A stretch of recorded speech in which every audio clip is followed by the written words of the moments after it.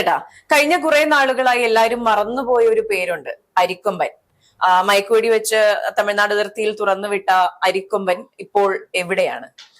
Tamil Nadu അതിർത്തിയിലല്ല, upper Kothayar വനതിരകൾക്കുള്ളിൽ upper Kothayar ഡാമിന്റെ പരിസരത്താണ് തമിഴ്നാട് സർക്കാർ അരിക്കൊമ്പനെ തുറന്നു വിട്ടത്. എല്ലാവരും മറന്നുപോയി എന്ന് മേഘ പറയുന്നതിനോട് എനിക്ക് വലിയ യോജിപ്പില്ല. മാധ്യമങ്ങൾ മറന്നതാണ്. മാധ്യമങ്ങൾ വലിയ രീതിയിൽ ഹൈപ്പ് കൊടുത്തൊരു ആനയാണ് അരിക്കൊമ്പൻ. മാധ്യമങ്ങൾ കൊടുത്ത ഹൈപ്പിന്റെ പിൻബലം പറ്റി ഒരുപാട് ജനങ്ങൾ കേരളത്തിന്റെ വിവിധ ഭാഗങ്ങളിൽ നിന്ന് അരിക്കൊമ്പൻ വിരോധികളായും ആ വിരോധികളൊക്കെ പിന്നീട് അരിക്കൊമ്പൻ ഫാൻസായി മാറിയ ചരിതം നമ്മൾ കണ്ടതാണ്. എനിക്കൊന്ന് 3 വർഷം ആവുന്നു അരിക്കൊമ്പന്റെ വാർത്തകളൊക്കെ ഒന്ന് കെട്ടടങ്ങിയിട്ട്. 3 വർഷങ്ങൾക്ക് മുമ്പാണ് അരിക്കൊമ്പനെ ചിന്നക്കനാലിൽ നിന്ന് പിടിക്കാൻ തീരുമാനമാണ്. 44-45 വയസ്സ് പ്രായമുള്ള ഒരു സുന്ദരനായ ലക്ഷണമൊത്ത ഒരു ആന. അരിക്കൊമ്പന് വേണമെങ്കിൽ ഈ ചിന്നക്കനാലിലെ കാട് കയറി കാടിനുള്ളിൽ വിഹരിക്കാമായിരുന്നു. പക്ഷെ അരിക്കൊമ്പൻ മനുഷ്യവാസമുള്ള മേഖലകളിൽ അരിക്കൊമ്പൻ വിഹരിക്കുന്നതിന് അവന്റേതായ കാരണങ്ങളുണ്ട് എന്നുള്ളതാണ്. അപ്പോ അരിക്കൊമ്പൻ എന്തു പറ്റി എന്നുള്ളതിലേക്ക് വരുന്നതിന് മുമ്പ് അരിക്കൊമ്പന്റെ കഥ പറഞ്ഞു പോകണം. ഞാനന്ന് നവകേരള ന്യൂസിൽ വർക്ക് ചെയ്യുന്ന സമയത്താണ് ഞങ്ങളൊക്കെ തുടക്കത്തില് മനുഷ്യനെ കൊല്ലുന്ന, മനുഷ്യന്റെ ജനവാസ മേഖലകളിൽ ഭയം ജനിപ്പിക്കുന്ന, മനുഷ്യര് രാത്രികാലങ്ങളിൽ ഇറങ്ങി നടക്കാൻ സമ്മതിക്കാത്ത അരിക്കൊമ്പനെ പിടിക്കണം എന്ന് തന്നെയായിരുന്നു നമ്മളൊക്കെ വാർത്തകൾ ചെയ്തുകൊണ്ടിരുന്നത്, മനുഷ്യപക്ഷത്ത് നിന്നുകൊണ്ട് സംസാരിച്ചുകൊണ്ടിരുന്നത്. പക്ഷെ ഈ വാർത്തകൾക്ക് അപ്പുറത്തേക്ക് അരിക്കൊമ്പന്റെ കഥ തേടി അതിന്റെ പിന്നാലെ പോയി കഴിഞ്ഞപ്പോഴാണ് സത്യത്തില് അരിക്കൊമ്പനല്ല പ്രശ്നക്കാരൻ, മനുഷ്യരാണ് എന്ന ഉത്തമ ബോധ്യത്തിലേക്ക് നമ്മൾ എത്തുന്നത്.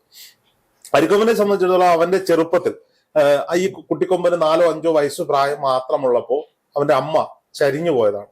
എല്ലാ വർഷവും ആ സമയങ്ങളിൽ, ഈ അമ്മ മരിച്ച ആ സമയങ്ങളിൽ ഈ അരിക്കൊമ്പൻ അവന്റെ അമ്മ മരണപ്പെട്ട സ്ഥലങ്ങളിൽ എത്താറുണ്ട് എന്ന് ഈ ചിന്നക്കനാലിലെ തന്നെ കുറെ ആളുകൾ പറഞ്ഞത് വെച്ച് മീഡിയ അങ്ങനെ ഒരു നരേഷനൊക്കെ കൊടുത്തായിരുന്നു.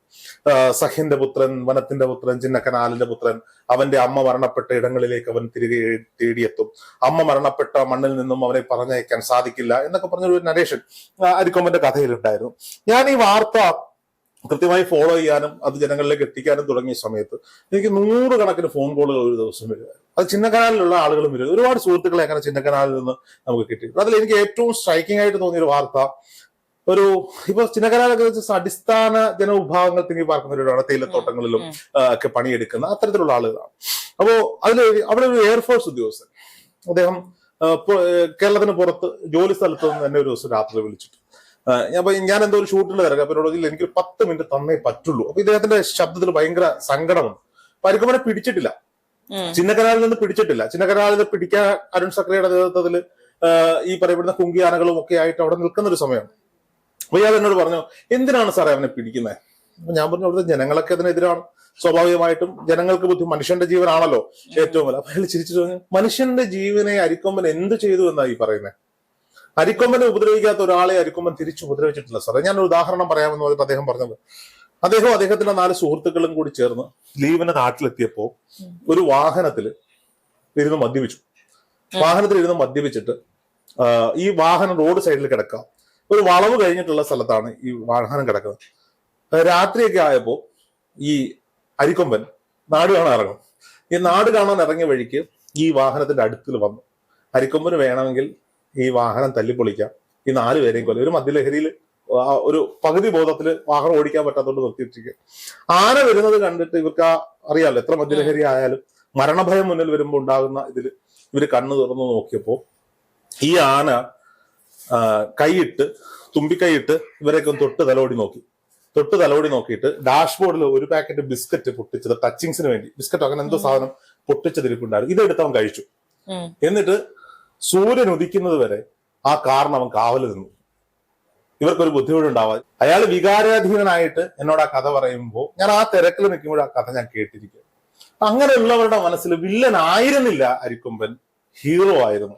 അപ്പോൾ അരിക്കൊമ്പൻ മനുഷ്യ ജീവന് ഒരു ഭീഷണിയും ഉണ്ടാക്കിയിട്ടില്ല. അല്ല, ഞാൻ പറയാം, ഞാൻ ആ കഥയിലേക്ക് വരാം. എനിക്ക് ഭയങ്കര ഇൻട്രസ്റ്റിംഗ് ആയി തോന്നിയതുകൊണ്ടാണ് ഞാൻ പിന്നെ അരിക്കൊമ്പന്റെ പിന്നാലെ കൂടി. അരിക്കൊമ്പനെ തമിഴ്നാട്ടിൽ നിന്ന് പിടിക്കുന്ന ദിവസമൊക്കെ ഞാൻ തമിഴ്നാട്ടിലുണ്ട്. ഞാൻ അരിക്കൊമ്പൻ തമിഴ്നാട്ടിൽ പ്രത്യക്ഷപ്പെടുമ്പോൾ ഞാൻ ചിന്നക്കനാലിലുണ്ട്, അരിക്കൊമ്പനെ തമിഴ്നാട്ടിൽ പിടിക്കുമ്പോൾ ഞാൻ തമിഴ്നാട്ടിലുണ്ട്. ഞാൻ അതിന്റെ പിന്നാലെ പോയ ഒരാളാണ്, ഒരുപാട് പോയ ആളാണ്.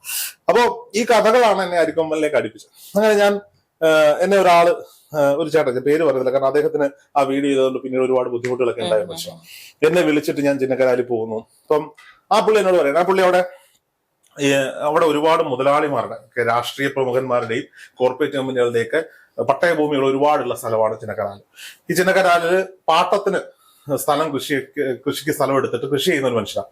അപ്പൊ അതിനോട് ഞാൻ ഇവിടെയൊക്കെ സാറേ കപ്പ നടാൻ വരും. അപ്പൊ ഈ കുട്ടിക്കൊമ്പനാണല്ലോ, 5 വയസ്സ് 6 വയസ്സ് അമ്മ പോയി തുള്ളിച്ചാടി അതിലെ കൂടെ ഒക്കെ വരുമ്പോ ഞങ്ങൾ കപ്പത്തണ്ടൊക്കെ വെട്ടിയിട്ട് കൊടുക്കും. ഭയങ്കര സ്നേഹമായിരുന്നു. അയാൾ എനിക്ക് അരിക്കൊമ്പന്റെ പഴയ ഫോട്ടോ കാണിച്ചു തന്നെ ഫോണിൽ. അത് ക്യൂട്ടായിട്ടുള്ള ഒരു ആനക്കുട്ടി. അപ്പൊ ഇത് അന്ന് തൊട്ടേ ഈ ആളുകളുമായിട്ട് ഇടപഴകി പോയിക്കൊണ്ടിരിക്കുക. ആന വയലന്റ് ആകുന്നത് എപ്പോഴാണ്? ഇപ്പൊ അരിക്കൊമ്പൻ മാത്രമല്ല, ചക്കക്കൊമ്പനുണ്ട്, മുറിവാലുണ്ട്, അവിടെ കുറെ അധികം ആനകള് വിഹരിക്കുന്ന ഒരു സ്ഥലമാണ്. അപ്പോ ഈ ആനകൾ വയലന്റ് ആവുന്നത് എപ്പോഴാണെന്ന് ചോദിച്ചാൽ, അതിനോട് പറയുന്നത് തന്നെ ഈ ചിന്നക്കനാലിന്റെ പല മേഖലകളിലും ആനത്താരികളാണ്. അപ്പൊ ആനയ്ക്ക് സ്ഥിരമായ ഒരു സഞ്ചാരപഥമുണ്ട്. ആ സഞ്ചാരപഥത്തിലൂടെ ആന സഞ്ചരിക്കത്തുള്ളൂ. ആന ഒരു ദിവസം കാട്ടാനകൾ 50 കിലോമീറ്റർ സഞ്ചരിക്കുന്ന ആളുകളാണ് ഈ കാട്ടാനകൾ. അപ്പൊ ഈ ആനത്താരികളെല്ലാം കയ്യേറി. അതിൽ ഏറ്റവും വലിയ തെറ്റുകാരൻ ഞാൻ പറയുന്നത് AK ആന്റണി സർക്കാരിന്റെ കാലത്ത് അവിടെ സെറ്റിൽമെന്റ് കോളനി ഉണ്ടാക്കി. ഈ സെറ്റിൽമെന്റ് കോളനിക്ക് സ്ഥലം കൊടുത്തത് ആനത്താരി ഇറങ്ങുന്ന സ്ഥലത്താണ്. ഈ ആനത്താരിയിലാണ് ഈ പാവപ്പെട്ടവരുടെ വീട് വെച്ചിരിക്കുന്നത്. ആനയ്ക്കറിയാമോ അവന്റെ വഴിയിലൂടെ അവൻ പോകും. അവിടെ മനുഷ്യൻ കടന്നു കയറിയത് ആനയ്ക്കറിയില്ല. സർക്കാരാണ് ഈ സെറ്റിൽമെന്റ് കോളനി അവിടെ ഉണ്ടാക്കി കൊടുത്തത്. അതിനുശേഷം ബാക്കിയുള്ള സ്ഥലങ്ങളിലൊക്കെ ഈ ടെന്റ് ടൂറിസത്തിന്റെ ഭാഗമായി സഞ്ചാരികൾക്ക് ടെന്റ് അടിച്ചു കൊടുത്തിട്ട് ടൂറിസം പദ്ധതികൾ ഉണ്ടാക്കാനുള്ള പദ്ധതികളുണ്ട്. പക്ഷെ ഈ 4-5 ആനക്കൂട്ടങ്ങൾ അവിടെ വിഹരിക്കുന്നതുകൊണ്ട് അത് സാധ്യമല്ല. ഒരു സഞ്ചാരിയെ ആന ചവിട്ടിക്കൊന്ന വാർത്ത നമുക്കറിയാം. ഈ പിടിച്ചോണ്ട് പോയ ആളുകളുടെ ലക്ഷ്യം അരിക്കൊമ്പ മാത്രമായിരുന്നില്ല. ഈ ചക്കക്കൊമ്പനെയും ഈ മുറിവാലിനെയും ബാക്കിയുള്ള ആളുകളെയും ഒക്കെ പിടിക്കണമെന്ന ആഗ്രഹത്തിലാണ് ഇവര് ഇതിനെ മൂവ്മെന്റ് നടത്തിയത്. പക്ഷെ അവസാനം അരിക്കൊമ്പനെ ഞറക്ക് വിടും. പക്ഷെ അരിക്കൊമ്പനെ പിടിച്ചോണ്ട് പോയതിനു ശേഷം അവിടുന്ന് ഈ പറയപ്പെടുന്ന തരത്തിൽ വലിയ വാർത്തകൾ റിപ്പോർട്ട് ചെയ്യപ്പെട്ടിട്ടുമില്ല. എന്നാൽ അവിടെ ആന ഇല്ലാഞ്ഞിട്ടല്ലോ, അല്ല, ആന ഇപ്പോഴും ഇറങ്ങുന്നുണ്ട്. അവിടെ ആന ഇപ്പോഴും ചിന്നക്കനാലിൽ ഇറങ്ങുന്നുണ്ട്. പക്ഷെ ഉദ്ദേശിച്ച ആളുകളുടെ ഉദ്ദേശം നടന്നു എന്നുള്ളതാണ്. സാധാരണക്കാർക്ക് ബുദ്ധിമുട്ട് ഉണ്ടാക്കിയിട്ടുണ്ട് ആനകൾ. അത് അരിക്കൊമ്പനാണ് എന്നുള്ളതിന് യാതൊരു തെളിവില്ല. പലരും പറയണം എന്റെ കട തല്ലി പൊളിച്ചു, എന്റെ റേഷൻ കടയിൽ നിന്ന് അരി എടുത്തുകൊണ്ട് പോയി. ഇവനെന്തിനാണ് അരിക്കൊമ്പൻ എന്ന് പേര് വന്നതെന്നൊരു ചോദ്യമുണ്ട്. റേഷൻ കടയിലെ അരി എടുത്തുകൊണ്ടുപോയി തിന്നുന്ന ആന എന്ന തരത്തിലാണ് അരിക്കൊമ്പൻ എന്ന് പറഞ്ഞത്. പക്ഷെ മറ്റൊരു കഥയും ഞാൻ അവിടെ കേട്ടു. ഇവന്റെ കുഞ്ഞുനാളിലത്തെ പല്ല്, ഈ കൊമ്പ് കണ്ടാൽ നല്ല ബിരിയാണിയുടെ ബിരിയാണി അരി ഉണ്ടല്ലോ, ഇതുപോലെ ഇരിക്കുന്ന അതേ ഷേപ്പത്തെ കൊമ്പായിരുന്നു. അതുകൊണ്ടാണ് ഇവനെ അരിക്കൊമ്പൻ എന്ന് വിളിച്ചു തന്നൊരു കഥയും നമ്മൾ അവിടെ കേട്ടു. വില്ലൻ ഇപ്പൊ ഞാൻ പറയാം, ഇപ്പം ദിലീപ് കേസില് ഒരു പ്രതിയുടെ പേര് വടിവാള് ചേർത്താ പറയുന്നത്. അയാൾക്ക് ഇതിനു മുമ്പ് ഒരു കേസും ഇല്ല. ആരോ വടിവാള് ചേർത്ത് പേര് വിളിച്ചു, അങ്ങനെ പറഞ്ഞു പോലെയാണ്. വില്ലന്മാർക്കൊക്കെ ഒരു ഗുമ്മ് വേണമെങ്കിൽ ഒരു പേരോട്. ഇപ്പൊ വിഷ്ണു ആന എന്ന് വിളിച്ചിട്ട് കാര്യമുണ്ടോ? വരിക്കൊമ്പൻ എന്നൊക്കെ പറയുമ്പോൾ ഒരു വേറെ ഗുമ്മാണ്. അങ്ങനെ ഇട്ടുകൊടുത്ത പേരാണ്. അപ്പൊ സ്വാഭാവികമായിട്ടും അന്ന് ഈ സഹൽ റഹ്മാൻ എന്ന് പറയുന്ന ഒരു സാമൂഹ്യ പ്രവർത്തകൻ ചിന്നക്കനാൽ പഞ്ചായത്തിനോട് എഴുതി ചോദിച്ചു, കുറെ വിവരാവകാശം വെച്ചു. ഈ വിവരാവകാശത്തിൽ അദ്ദേഹം ചോദിച്ചു, അരിക്കൊമ്പൻ കാരണം കൊല്ലപ്പെട്ട ഈ മരണ രജിസ്റ്റർ എഴുതുമ്പോ മരണ കാരണം എഴുതുമല്ലോ, അരിക്കൊമ്പൻ ആന കൊന്ന ആളുകളുടെ ലിസ്റ്റ് തരാൻ കഴിയുമോ? ചിന്നക്കനാൽ പഞ്ചായത്ത് കൊടുത്ത മറുപടി ആ ലിസ്റ്റ് തരാൻ സാധ്യമല്ല. കാരണം അവരുടെ മരണ രജിസ്റ്ററിലെങ്ങും ഈ ആന കാരണം കൊല്ലപ്പെട്ട മനുഷ്യരില്ല എന്നുള്ളതാണ്. അപ്പൊ നിയമപരമായി ആ പഞ്ചായത്ത് രേഖകളിലെങ്ങും അരിക്കൊമ്പൻ ആരെയും കൊന്നു എന്നുള്ളതിന് തെളിവുകൾ ഹാജരാക്കാനുമില്ല. ഇപ്പൊ സ്വാഭാവികമായിട്ടും അവിടെ താമസിക്കുന്ന സാധാരണക്കാരായ മനുഷ്യരെ സംബന്ധിച്ചിടത്തോളം ഈ ആനകളെ ബുദ്ധിമുട്ടുണ്ടാകുന്നു. അവരവിടെ പ്രതിഷേധവുമായി വരുന്നു. പക്ഷെ ഈ ആനകളെ ഒഴിവാക്കുന്നത് കൊണ്ടുള്ള പ്രയോജനം അവിടുത്തെ മരം മാഫിയയ്ക്കും ഭൂമാഫിയയ്ക്കുമായിരുന്നു എന്നുള്ളതാണ്. ഇനി ആന എപ്പോ വയലന്റ് ആകുന്നു എന്ന ചോദ്യത്തിലേക്ക് വന്നാൽ, ഈ ആനകൾ നടന്നു പോകുമ്പോൾ ഈ ആനകൾ വീണ്ടും അവിടേക്ക് വരാതിരിക്കാൻ വേണ്ടി ബിയർ കുപ്പി, വെറും കുപ്പിയല്ല, ബിയർ ഉള്ള കുപ്പി, സോഡയുള്ള കുപ്പി, നോക്കൂ, ഒരു ചില്ല് കുപ്പി എടുത്ത് ഒരാളെ അടിക്കുന്നതും ഹൈ പ്രഷറിലിരിക്കുന്ന ബിയറോ സോഡയോ ഉള്ള കുപ്പി എടുത്ത് അടിക്കുന്നതും തമ്മിൽ വ്യത്യാസമുണ്ട്. ഈ ബിയർ കുപ്പികൾ ആനയുടെ പുറത്തേക്ക് മരത്തിന്റെ മുകളിൽ ഇരുന്ന് വലിച്ചെറിയും. ടയറുകൾക്ക് പെട്രോൾ ഒഴിച്ച് മരത്തിന്റെ മുകളിൽ ഇരുന്ന് തീ കത്തിച്ചിട്ട് ആനയുടെ പുറത്തേക്ക് എറിയും. ആന വരുന്ന വഴിയിൽ കുപ്പിച്ചില്ലുകൾ പാകും. ഇങ്ങനെ അവന്റെ ശരീരം നോക്കുമ്പോൾ അവൻ വയലന്റ് ആവും. ഈ സാധാരണ മനുഷ്യർ ജീവൻ മറ്റേ മരണഭയം കൊണ്ട് ചെയ്യുന്നതാണോ അതോ ഈ മാഫിയകൾ? തോട്ടം മാഫിയ. അവിടെ തോട്ടങ്ങളിൽ കൃഷി ചെയ്യുന്നവരും, വലിയ മാഫിയകളുടെ കമ്പനികളുടെ കൃഷി ചെയ്യുന്നവരും ബാക്കിയുള്ളവരുമാണ് ചെയ്യുന്നത്. സാധാരണക്കാരൻ ചെയ്ത് അപ്പോഴേ ഫോറസ്റ്റുകാരൻ പിടിച്ചോണ്ട് പോകും. അതാണ് ആ വ്യത്യാസം. പിന്നെ വൈകാരികമായ അരിക്കൊമ്പനോട് അടുപ്പമുള്ള ഒരുപാട് ജനങ്ങളെ ഞാൻ അവിടെ ഒരമ്മ എന്നോട് പറഞ്ഞ കഥയാണ്. മോനെ, ഈ അരിക്കൊമ്പൻ ഉള്ളത് കൊണ്ട് മാത്രമാണ് ഞാൻ എന്റെ പെൺകുഞ്ഞുമായി ഇവിടെ ജീവിക്കുന്നത്. പക്ഷെ അതെന്താന്ന് ചോദിച്ചോ, ഇവര് താമസിക്കുന്നത് സ്ഥലത്തിന്റെ ബാക്കിലോട്ട് ഫോറസ്റ്റ് ഏരിയ. ഈ ഏരിയയിലൊക്കെ ഈ കള്ളവാച്ച് സജീവമാണ്. കള്ളവാച്ച് അപ്പൊ കോട കലക്കി വെക്കും. ഇവന്മാര് സാമൂഹ്യ വിരുദ്ധന്മാരാ. ഈ 16 വയസ്സുള്ള പെൺകൊച്ചിനെയും കൊണ്ട് ഈ അമ്മ ഒറ്റയ്ക്ക് ആ വീട്ടിലാണ് താമസിക്കുന്നത്. അപ്പോ ഇവർക്ക് കാവലി അരിക്കൊമ്പനായിരുന്നു. എന്നുവെച്ചാൽ അങ്ങനെ എനിക്ക് ഭയങ്കര ഇൻട്രസ്റ്റിംഗ് ആയിട്ട് തോന്നി. ഇവൻ രാത്രിയിലെല്ലാം ഇവന്റെ കറക്കം എല്ലാം കഴിഞ്ഞിട്ട് ഇവൻ വന്ന് നിൽക്കുന്ന അവരുടെ വീട്ടുകാർക്കില്ല മിക്ക ദിവസങ്ങളിലും. അവിടെ കോട കലക്കാൻ ആളുണ്ടെങ്കിൽ അരിക്കൊമ്പൻ മണത്തറിഞ്ഞ് അവിടെ വന്ന് നിൽക്കുന്നു. അതായത് ആ വീട്ടിലേക്ക് ആരും അതിക്രമിച്ച് കയറത്തില്ല, അരിക്കൊമ്പനോടെ നിൽക്കുന്നു. ആ വീടിന് കാവലായി നിന്നവനാണ് അരിക്കൊമ്പൻ ബ്രാഹ്മണൻ. ആ അമ്മയ്ക്കൊന്നും വെറുതെ കള്ളക്കഥ ചോദിക്കേണ്ട കാര്യങ്ങൾ ഞാൻ കണ്ടിട്ടുള്ള എന്നോട് പറഞ്ഞു കേട്ട കഥകളാണ്. അത്രയും പ്രിയപ്പെട്ടവനായിരുന്നു ഒരു കൂട്ടം ആളുകൾക്ക് അരിക്കൊമ്പൻ. അതുകൊണ്ട് തന്നെയാണ് വലിയൊരു ഫാൻസ് അരിക്കൊമ്പൻ. ഇനി അരിക്കൊമ്പനെ വെച്ച് പ്രശസ്തി നേടിയ കുറെ ജന്തു കപട സ്നേഹികളുണ്ട്. അവർക്കൊക്കെ അന്നേ ഞാൻ ചാനലിലൂടെ മറുപടി കൊടുത്തിട്ടുള്ളതുമാണ്. ഇവരുടെ ഇത് വെച്ച് സ്വന്തം പേര് വളർത്താൻ ശ്രമിച്ച കുറെ ആളുകൾ. അപ്പൊ അങ്ങനെ അരിക്കൊമ്പനെ ചിന്നക്കനാലിൽ നിന്ന് പിടിക്കുന്നു. ചിന്നക്കനാലിൽ നിന്ന് പിടിക്കുമ്പോഴും അതിന്റെ ഹൈലൈറ്റ് ഉണ്ട്. അരിക്കൊമ്പനെ അതിനു മുമ്പ് മയക്കുവടി വെച്ച് കുങ്കിയാനകളുമായി കയറ്റാൻ ചെന്നപ്പോ 5 ഡോസ് മരുന്ന് തലയിലൂടെ ഓടുമ്പോഴും ഇതെന്റെ അമ്മ മരണപ്പെട്ട ഭൂമിയാണ്, എന്റെ മക്കൾ ജീവിക്കുന്ന ഭൂമിയാണ് എന്ന ഉത്തമ ബോധ്യത്തിൽ മനുഷ്യനെ പിടിക്കെടുക്കാതെ അവിടുന്ന് ഓടി രക്ഷപ്പെട്ട ആനയാണ് അരിക്കൊമ്പൻ. കേരള ഫോറസ്റ്റ് ഡിപ്പാർട്ട്മെന്റിന്റെ വെറ്റിനറി ഡിപ്പാർട്ട്മെന്റിന്റെ മയക്കുവെടികൾക്ക് തളയ്ക്കാൻ പറ്റാത്ത ആനയായിരുന്നു അരിക്കൊമ്പൻ. അന്ന് നമുക്ക് പറയാം ഒരിക്കൽ 5 ഡോസ് മയക്കുമരുന്ന് ഏറ്റാൽ ആനയ്ക്ക് ശാരീരികമായ ബുദ്ധിമുട്ടുണ്ടാവും. അതിനുശേഷം 1 വർഷത്തിനിപ്പുറമാണ് വീണ്ടും അരുൺ സക്രയുടെ നേതൃത്വത്തിൽ അരിക്കൊമ്പനെ പിടിക്കാനുള്ള മിഷൻ അരിക്കൊമ്പൻ രണ്ടാമത് പ്രഖ്യാപിക്കപ്പെട്ടത്. ഈ സമയത്ത് വലിയ സന്നാഹങ്ങളുമായി ചിന്നക്കനാലിൽ അരിക്കൊമ്പനെ തേടി 2 ദിനരാത്രങ്ങൾ നടക്കേണ്ടി വന്നു. അവന് മനസ്സിലായി എനിക്കുള്ള പണി വരുന്നുണ്ട്. അപ്പൊ ഇവരെ നിരീക്ഷിക്കുകയാണ് അരിക്കൊമ്പൻ എവിടെയാണ്. അങ്ങനെയാണ് ഇതിന്റെ ഇടയ്ക്ക് അരിക്കൊമ്പനും ചക്കക്കൊമ്പനായിട്ട് ഫൈറ്റ് നടക്കുന്നു. വലിയ സംഭവവികാസങ്ങൾ ഉണ്ടാകുന്നുണ്ട്. ഈ അരിക്കൊമ്പനെ അവസാനം ഇവർക്ക് വെടിവെക്കാനുള്ള പരുവത്തിലേക്ക് കിട്ടുകയാണ്. വെടിവെക്കാനുള്ള പരുവത്തിൽ കിട്ടി. ഇവർ ഹൈഡോസ് മയക്കുവെടി വെച്ചു. അവന്റെ കണ്ണ് മൂടി കെട്ടി അവനെ പിടിക്കാനുള്ള കുങ്കിയാനകളെ അടുത്തിട്ടു. പക്ഷെ അവിടുന്ന് അവൻ കോന്നി സുരേന്ദ്രൻ അടക്കമുള്ള കുങ്കിയാനകൾക്ക് വലിയ പണിയെടുക്കേണ്ടി വന്നു.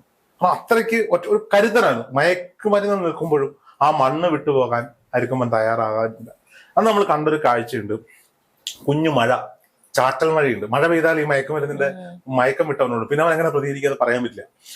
അരിക്കൊമ്പനെ പിടിക്കുമ്പോൾ ഒരു കൂട്ടം ആനകൾ, കൊമ്പനും പിടിയും കുഞ്ഞാനകളും അടക്കം ഒരു കുറച്ച് കിലോമീറ്ററുകൾക്ക് അപ്പുറം മാത്രം മാറി ഈ കാഴ്ചകൾ നോക്കി നിൽക്കുന്ന അവരുടെ നായകനായിരുന്നു, അവരുടെ ഹീറോ ആയിരുന്നു, അവരുടെ ടീം ക്യാപ്റ്റൻ ആയിരുന്നു. അവനെ കൊണ്ടുവന്ന അതിലെ കുട്ടിയാനകളുടെ അച്ഛനും ആവാൻ കേട്ടോ. അങ്ങനെയൊക്കെ നരേഷൻ ഉണ്ടാകും, നമ്മളും ചെയ്തിട്ടുണ്ട്. അരിക്കൊമ്പന ഞാൻ അന്ന് വളരെ തമാശ രൂപയിൽ ചെയ്തു. പിന്നീട് ഞാൻ ബോറായി പോയി. അരിക്കൊമ്പൻ അത് അവിടുത്തെ ഒരാൾ പറഞ്ഞതാണ്. ആ 2 കുട്ടികൾ അരിക്കൊമ്പന്റെയാണ്, ഇപ്പൊ അവള് ചക്കക്കൊമ്പന്റെ കൂടെ കറക്കുന്നു. തമാശ രീതിയിൽ പറഞ്ഞൊരു സാധനമാണ്. അപ്പം ഇവരവിടെ നോക്കി നിൽക്കുന്ന ഒരു കാഴ്ചയുണ്ട്. ഇപ്പൊ നമുക്ക് ഓർക്കുമ്പോ മനസ്സിൽ സത്യം വിങ്ങൽ ഉണ്ടാവുന്ന ഒരു കാഴ്ച. എന്തായാലും അരിക്കൊമ്പനെ വണ്ടിയിൽ കയറ്റിയിട്ട് കൊണ്ടുപോകണം. ഈ അരിക്കൊമ്പനെ കൊണ്ടുപോകുന്ന ആ ഒരു ദൃശ്യങ്ങളുണ്ട്. ആ ദൃശ്യങ്ങളെ ഉപയോഗിച്ച് PR വർക്ക് ചെയ്തൊരു മന്ത്രിയുണ്ട് കേരളത്തില്. പേരറിയോ? മുഹമ്മദ് റിയാസ്. ആ ഡ്രോൺ വിഷ്വൽസ് വെച്ചിട്ട് എന്ത് മനോഹരമാണ് മൂന്നാറിൽ. അത് ഈ മൂന്നാറിലേക്കുള്ള റോഡൊക്കെ നിർമ്മിച്ച സമയമാണ്. എനിക്കൊന്ന് ഇടുക്കി ജില്ലയിൽ ടോൾ ഉണ്ടായിരുന്നില്ല. ഈ റോഡ് വന്നപ്പോഴാണ് ടോൾ വന്നത് ഇവിടെ. അപ്പോ ഈ മുഹമ്മദ് റിയാസ് ഇതിനെയും മാർക്കറ്റ് ചെയ്തു, ഈ കൊണ്ടുപോകുന്ന ഒരു ഡ്രോൺ ദൃശ്യങ്ങളൊക്കെ വെച്ചിട്ട്. അപ്പൊ എന്തായാലും അരിക്കൊമ്പനെ കൊണ്ടുപോയി തുറന്നു വിടുന്നു. പെരിയാർ കടുവ സങ്കേതത്തിൽ തുറന്നു വിട്ടതിന് ശേഷം റേഡിയോ കോളർ പിടിപ്പിച്ചു. പിന്നീട് അങ്ങോട്ടുള്ള ദിവസങ്ങളായിരുന്നു രസകരം. അരിക്കൊമ്പൻ എങ്ങും നിൽക്കാൻ തയ്യാറായില്ല. അരിക്കൊമ്പൻ വീണ്ടും ചിന്നക്കനാലിലേക്ക് മടങ്ങിയെത്തും എന്ന് വിശ്വസിച്ച് ഒരുപാട് പേരുണ്ട്. അവന്റെ അമ്മ ഉറങ്ങുന്ന ഭൂമിയിലേക്ക് എന്റെ മകൻ മടങ്ങി വരുമെന്ന് പറഞ്ഞ അമ്മമാരുണ്ട്, പെങ്ങന്മാരുണ്ട്, സഹോദരിമാരുണ്ട്, സഹോദരന്മാരുണ്ട്. അരിക്കൊമ്പൻ യാത്ര ചെയ്യുന്നുണ്ട്. അരിക്കൊമ്പൻ നിന്നില്ല. ആ മയക്കത്തിന്റെ ക്ഷീണം വിട്ടുമാറിയിട്ട് 3 പൂങ്കിയാനകൾ 3 സൈഡിൽ നിന്ന് കുത്തി കയറ്റിയിട്ടും ആ ക്ഷീണത്തിൽ നിന്ന് അവൻ എങ്ങും നിന്നില്ല. പക്ഷെ അവന്റെ നടത്ത ആ കാടിന്റെ മകനെ വഴിതെറ്റി. അവൻ പിന്നെ പ്രത്യക്ഷപ്പെടുന്നത് തമിഴ്നാട്ടിലാണ്. ആന തമിഴ്നാട്ടിൽ ഇറങ്ങുന്ന ദിവസം ഞാൻ സത്യം പറഞ്ഞ ചിന്നക്കനാലിലുണ്ട്. ഇവന്റെ പോയതിനു ശേഷമുള്ള ആളുകളുടെ വൈറ്റെടുത്ത് അതിൽ സന്തോഷിക്കുന്ന ഒരുപാട് പേരും സങ്കടം. എന്നാൽ എനിക്ക് ഒരു അമ്മാവൻ, പ്രായമുള്ള ഒരു അമ്മാവനോട് പറഞ്ഞാൽ തുമ്പിക്കൈയിൽ മുറിവേറ്റിരുന്നു ആനയുടെ. തുമ്പിക്കൈ അറ്റുപോയാലും ഞങ്ങൾക്ക് സന്തോഷമേ ഉള്ളൂ സാറേ എന്ന് പറഞ്ഞ ആളുകളൊക്കെ ഉണ്ട് അവിടെ. കാരണം അയാളുടെ കട ഇത് കുത്തിപ്പൊളി. അപ്പൊ ഞാൻ ചേട്ടൻ കണ്ടോ അരിക്കൊമ്പനാണോ ഇത് കുത്തിപ്പൊളിച്ച്? ഇവിടെ എത്ര ആനകളുണ്ട്? അരിയെടുക്കുന്ന കൊമ്പൻ അവനല്ലേ? അപ്പൊ ആ ഒരു നരേഷൻ അവന് കൊടുത്തു വെച്ചിരിക്കും. എല്ലാ ആനകളും അരിയെടുക്കും. മനസ്സിലാക്കുന്ന ഒന്നാണ്. ഈ ചക്ക പറിക്കുന്ന കൊമ്പൻ എല്ലാ ആനയും ചക്ക പറിക്കില്ലേ? തൃക്കടവൂർ ശിവരാജു ചക്ക പറിക്കുന്ന എത്രയോ വിഷയം നമ്മുടെ ആനകൾ ചക്ക കണ്ടാ പറിച്ചെടുക്കും. ചക്ക പറിക്കുന്ന കൊമ്പൻ ചക്കക്കൊമ്പൻ, അരി തിന്നുന്ന കൊമ്പൻ അരിക്കൊമ്പൻ. ഇങ്ങനെ നരേഷൻ കൊടുത്ത് വെച്ചേക്കുന്നതുകൊണ്ട് അതേ രീതിയിൽ വരുന്ന മുഴുവൻ ക്രൈം ഇവർ മണ്ടക്കിട്ട് കൊടുക്കണം. തമിഴ്നാട്ടിൽ പോയപ്പോ ആശാന്റെ ഇമേജ് മാറി. തമിഴ്നാട്ടിൽ പോയപ്പോ അരിക്കൊമ്പൻ അരിസിക്കൊമ്പനായി. അരിസിക്കൊമ്പൻ വില്ലനായിരുന്നില്ല, അരിസിക്കൊമ്പൻ സൂപ്പർ സ്റ്റാർ ആയിരുന്നു. കാരണം എന്താണെന്നറിയോ? തിരുനെൽവേലിക്കടുത്താണ് അരിക്കൊമ്പൻ പ്രത്യക്ഷപ്പെടുന്നത്. ഒരു ടൗണിലാണ് ഇറങ്ങുന്നത്. ഒരാളെയും അരിക്കൊമ്പൻ തൊട്ടില്ല. അരിക്കൊമ്പൻ ആദ്യം പ്രത്യക്ഷപ്പെട്ട സ്ഥലത്ത് ഞങ്ങൾ പാഞ്ഞു പറിച്ച് അവിടെ പോയി. മിഷൻ അരിക്കൊമ്പൻ നടക്കുന്നത് തലേന്ന് കാണുന്നു. രാത്രി ഞങ്ങൾ വണ്ടിയൊന്നും കയറ്റി വിടുന്നില്ല. ഞങ്ങൾ അങ്ങനെ മാധ്യമപ്രവർത്തകരാണൊക്കെ പറഞ്ഞു. അവിടെ ചെല്ലുമ്പോൾ മുഴുവൻ ഫോറസ്റ്റിന്റെ വണ്ടികൾ, പോലീസിന്റെ വണ്ടികൾ പക്കം പായുന്നു. പക്ഷെ ടൗണൊക്കെ അപ്പോഴും സർവ്വസാധാരണമായിട്ട് പേടിയൊന്നുമില്ല. സാധാരണ ഇതിൽ നമ്മുടെയൊക്കെ നാട്ടില് കേരളത്തിൽ നിന്നുള്ള ഒരു ആട്ടാന. അപ്പൊ നമ്മൾ ഇതിനെ വിചാരിച്ചത് ഈ കേരളത്തിൽ ആരെ തമിഴ്നാട്ടിൽ തുറന്നു വിട്ടതിന്റെ പേരിൽ, പണ്ട് മുല്ലപ്പെരിയാറിന്റെ പേരിൽ തമിഴ്നാട്ടിൽ മലയാളികളെ തടഞ്ഞതിന്റെ പേരിൽ ഞങ്ങൾ തടയും എന്നൊക്കെ വെച്ചാൽ അവർ ഞങ്ങളെ അരിസിക്കൊമ്പന്റെ നാട്ടുകാരാണോ എന്ന രീതിയിലാണ് നമ്മളെ വെൽക്കം ചെയ്യുന്നത്. അപ്പൊ നമ്മള് രാവിലെ ഈ അരിക്കൊമ്പൻ പ്രത്യക്ഷപ്പെട്ട സ്ഥലത്ത് ഒരു പത്രക്കാരൻ, അപ്പൊ പത്രക്കാരൻ അപ്പം അവിടെ ഒരു പ്ലാവിൽ നിന്ന് ചക്ക അടത്തി ഇയാൾ കഴിച്ചിട്ടുണ്ട്. അതിന്റെ കഴിച്ചതിന്റെ ബാക്കി അവിടെ ചവിട്ടി തൂത്തിട്ടിട്ടുണ്ട്. ഇയാളുടെ ആനപ്പിണ്ടം കിടപ്പുണ്ട്. ഒരു വേലി പൊളിച്ചിട്ടുണ്ട്. ഈ ആന നടന്ന വഴിയിലൂടെ ഞങ്ങൾ കുറെ നടന്ന് കുറച്ചാറുകൂടെ ഒരു വാഴത്തോട്ടത്തിന്റെ നടുവ് ഒരു വാഴ പോലും ഈ ആന നശിപ്പിച്ചിട്ടില്ല. അവന് വിശന്നപ്പോ അവൻ ചക്ക അടത്തി തിന്നു.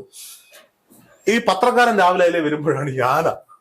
അപ്പൊ ഇത് ഫോറസ്റ്റ് ഏരിയ ആണ്, അവിടെ ആനയെ കയറുന്ന സ്ഥലം. ഈ ആന നിൽക്കുന്നു. പെട്ടെന്ന് ആന മുന്നിൽ കയറി നിന്നു. ഇവൻ വണ്ടി ഇങ്ങനെ ഓഫ് ചെയ്തു. ആന സൈഡിലോട്ട് മാറിയിരുന്നു. ഇവൻ സ്റ്റാർട്ട് ചെയ്ത് പോയി. അതിൽ പറയണം നമ്മുടെ അടുത്ത് ടൗണിൽ ഇറങ്ങി ടൗണിലൂടെ ഓടുകയാണ്. ഒരു ദൃശ്യമുണ്ട്. ഒരു മുത്തശ്ശി, ഒരു പാട്ടി തമിഴ്നാട്ടിലെ സൈഡിൽ നിൽക്കുമ്പോ ഈ ആന പെട്ടെന്ന് വന്നിട്ട് ആന വഴിമാറി പോവാ. നമുക്ക് മയക്കുവടി കൊണ്ട് രക്ഷപ്പെടാൻ സ്വന്തം സ്വത്വത്തിലേക്ക് തിരിച്ചെത്താൻ എത്തുന്ന ഒരു യാത്ര. അവനാണെങ്കിൽ ടൗൺ മുഴുവൻ നശിപ്പിക്കുക. അതിനുള്ള കരുത്തവനുണ്ട്. അവൻ ആരെയും നശിപ്പിച്ചിട്ടൊന്നുമില്ല. അവൻ ആന മല കയറി. അവസാനം ആനയെ സ്പോട്ട് ചെയ്തു. തമിഴ്നാട്ടുകാര് ആനയെ വീണ്ടും തൂക്കി അപ്പർ കോതയാറിൽ തുറന്നു വിടുന്ന ഒരു സാഹചര്യം ഉണ്ടാകും. അപ്പർ കോതയാറിൽ തുറന്നു വിട്ടത് റേഡിയോ കോളർ പിടിപ്പിച്ചിട്ടാണ്. റേഡിയോ കോളർ നഷ്ടപ്പെട്ടിരുന്നു എന്നാണ് ഞാൻ മനസ്സിലാക്കുന്നത്. പിന്നീട് റേഡിയോ കോളർ പിടിപ്പിച്ച് നഷ്ടപ്പെട്ടു. അപ്പൊ കേരള വനം വകുപ്പിന് അപ്പുറം റേഡിയോ കോളറിന്റെ ആക്സസ് ഉണ്ട്. പിന്നീട് 2024 ഓഗസ്റ്റ് മാസം വരെ ഈ റേഡിയോ കോളറിൽ നിന്ന് അരിക്കൊമ്പൻ എവിടെയായിരുന്നു എന്നുള്ള ചോദ്യങ്ങൾക്ക് ഉത്തരവുണ്ടായിരുന്നു. സിഗ്നൽ കിട്ടുന്നു. പിന്നീട് റേഡിയോ കോളർ വർക്ക് ചെയ്തിട്ടില്ല. റേഡിയോ കോളർ വർക്ക് ചെയ്യുമ്പോൾ ആന ചരിഞ്ഞു പോയാൽ പോലും റേഡിയോ കോളർ വർക്ക് ചെയ്യണം. റേഡിയോ കോളറിന്റെ ബാറ്ററി ഒന്നും അങ്ങനെ നശിക്കുന്ന ഒന്നല്ല എന്നുള്ളതാണ് ഞാൻ മനസ്സിലാക്കുന്നത്. ഒരുപക്ഷെ വനം വകുപ്പ് ഇത് പുറത്തു വിടാത്തത്. അരിക്കൊമ്പനെ അപ്പർ കോതയാറിൽ തുറന്നു വിട്ടതിന് ശേഷവും അരിക്കൊമ്പൻ മരിച്ചു എന്നൊരു നരേഷൻ നമ്മൾ കേട്ടു. എന്നോടൊരു സ്ത്രീ വിളിച്ചിട്ട് പറഞ്ഞത്, സാർ അരിക്കൊമ്പൻ ചരിഞ്ഞു കിടക്കുന്ന ഈ ഫോട്ടോസ് എന്റെ കയ്യിലുണ്ട്. ആരും എന്നോട് വർഷം എത്രയായി, എന്റെ നമ്പറുകളൊക്കെ പോയി, നേരിട്ട് വന്നാൽ കാണിക്കാം. എന്റെ ജീവന് ഭീഷണിയുണ്ട്. എന്റെ എന്നോട് അവർ പറഞ്ഞു രോഹിതിന്റെ ജീവന് ഞാൻ ചിന്തന എന്റെ ജീവന് ഭീഷണി. അത് നിങ്ങൾക്ക് മനസ്സിലാകാനായിട്ടാണ്. വലിയ മാഫിയാണ്.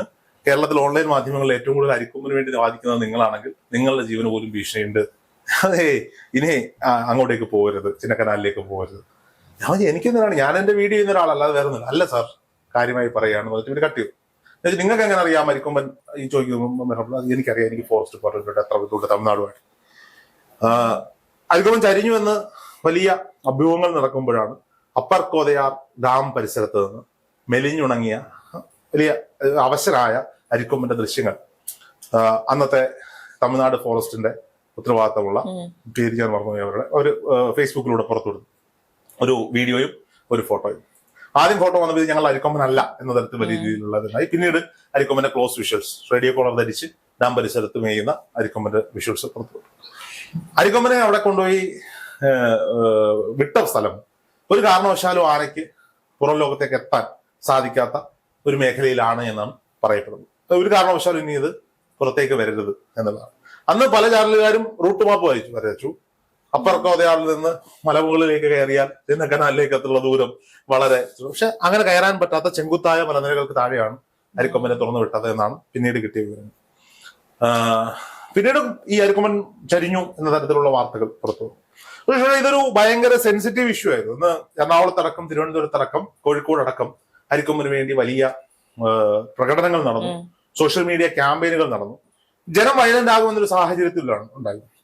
ആ സാഹചര്യത്തെ ഒഴിവാക്കാൻ വേണ്ടി തന്നെയാണ് തമിഴ്നാട് ഫോറസ്റ്റ് ഡിപ്പാർട്ട്മെന്റും കേരള ഫോറസ്റ്റ് ഡിപ്പാർട്ട്മെന്റും അരിക്കൊമ്പന്റേതായ വിവരങ്ങളൊന്നും പുറത്തുവിടാം. ഒരുപക്ഷെ ഹൈഡോസ് മയക്കുമരുന്ന് ശരീരത്തിലേക്ക് കയറിയ ആനയാണ് 2 വർഷത്തിനിടയിൽ. തുമ്പിക്കൈകളിൽ പരിക്കുണ്ടായിരുന്നു. ആന അവശനായിരുന്നു. അത്രയും സ്ട്രഗിൾ ചെയ്ത ആനയാണ്. ആനയ്ക്ക് അവരുടേതായ ആവാസ വ്യവസ്ഥയിലേക്ക് മാറ്റം വരുമ്പോൾ, കേരളത്തിൽ ചിന്നക്കനാൽ വനഭൂമി നമുക്കറിയാം അത്രയും സമ്പുഷ്ടമാണ്. അവിടെ നിന്ന് ഈ പറയപ്പെടുന്ന കോതയാറിലേക്ക് പോകുമ്പോൾ വെള്ളത്തിന് ക്ഷാമമൊന്നും ഉണ്ടാവില്ല, ഡാം പരിസരമാണെങ്കിൽ പോലും അവിടെയുമായിട്ട് അക്സെപ്റ്റ് ചെയ്യാനുള്ള ബുദ്ധിമുട്ടുണ്ട്. ആനയ്ക്ക് ആനയുടേതായ ഒരു സംഘം ഉണ്ടായിരുന്നു. പുതിയൊരു സംഘത്തിലേക്ക് ചെല്ലുമ്പോൾ അവിടെയുള്ള ആനക്കൂട്ടങ്ങളുമായി മത്സരിക്കേണ്ടി വരും, സ്ട്രഗിൾ ചെയ്യേണ്ടി വരും, ഫൈറ്റ് ചെയ്യേണ്ടി വരും. മറ്റൊരു വാദമുണ്ട്. ആന അപ്പർ കോതയാറിൽ തുറന്നു വിട്ടപ്പോൾ തന്നെ ചരിഞ്ഞിരുന്നു എന്നും ആ കോളർ ഫോറസ്റ്റ് വകുപ്പ് എടുത്ത് മറ്റൊരു കാട്ടുപോത്തിന്റെ മേലിട്ടു. അത് അങ്ങനെയാണ് സുപ്രിയ സാഹു, അങ്ങനെയാണ് സുപ്രിയ സാഹു IAS അവരെങ്ങനെയാണ് ആ ഫോട്ടോസും വീഡിയോസും പുറത്തുവിടുക, അതൊരു ചോദ്യമുണ്ട്. അങ്ങനെ ഒരു വാദം ഉണ്ടായിരുന്നു. എന്നോട് ഞാൻ പറഞ്ഞല്ലോ, ആന ചരിഞ്ഞു കിടക്കുന്ന ഫോട്ടോ ഉണ്ട് എന്ന് അവകാശപ്പെട്ടുകൊണ്ട് ഒരാൾ വിളിച്ചിരുന്നു. JCB ഈ ആന അവിടെ ഇറക്കുമ്പോൾ തന്നെ കുഴി വെട്ടാനുള്ള JCB അടക്കം അവിടെ കാത്തിരുന്നു. അവിടെയൊക്കെ മാധ്യമങ്ങളെ ഒന്നും കയറ്റിവിട്ടില്ല കേട്ടോ. സംതിങ് ഒരു ദുരൂഹത ഇവിടെ ഉണ്ടായിരുന്നു. ആ ദുരൂഹതകളൊക്കെ പരിഹരിക്കാൻ വേണ്ടിയാണ് സുപ്രിയ സാഹു തന്നെ നേരിട്ട് അരിക്കൊമ്പന്റെ ഫോട്ടോസും കാര്യങ്ങളും പുറത്തുവിട്ടത്. പക്ഷെ ഒരുപാട് സംഘടനകൾ ഇതിന്റെ പേരിൽ വലിയ രീതിയിൽ പണപ്പിരിവ് നടത്തി കേട്ടോ. അരിക്കൊമ്പന് വേണ്ടി പൊരുതാൻ എന്ന് പറഞ്ഞ് വലിയ രീതിയിൽ പണപ്പിരിവുകളൊക്കെ നടത്തിയ കുറെ നാളുകൾ ഈ കൂട്ടത്തിൽ ഉണ്ടായിരുന്നു. അവരുടെയൊക്കെ പേരൊക്കെ എനിക്ക് കൃത്യമായി അറിയാം, ഞാനതൊന്നും പറയാൻ ആഗ്രഹിക്കുന്നില്ല. പക്ഷെ ഇപ്പോ അടുത്ത സമയത്ത് പല ചാനലുകളിലും അരിക്കൊമ്പനുമായി ബന്ധപ്പെട്ട കുറെ വിശേഷങ്ങളൊക്കെ വന്നതുകൊണ്ടാണ് അരിക്കൊമ്പന്റെ പഴയ കഥ ഒന്ന് പറയാമെന്ന് വിചാരിച്ചത്. അരിക്കൊമ്പൻ എവിടെയാണ് എന്നറിയാനുള്ള ത്വര എല്ലാവരെയും പോലെ എനിക്കുമുണ്ട്. പറ്റുമെങ്കിൽ നമുക്കൊന്ന് ഒരു അന്വേഷണമാകാം. അതെ.